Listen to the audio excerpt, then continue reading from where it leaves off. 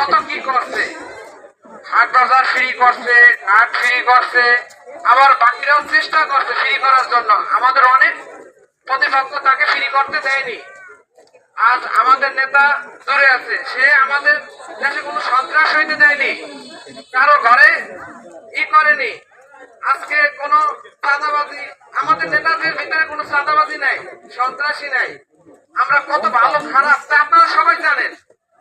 তাই আমি আপনাদের কাছে বারবার অনুরোধ করবো, আমি নিজে ভোট চাই, আপনাদেরকে অনুরোধ করি নাঙ্গল প্রতীকে আপনারা ভোট দিবেন।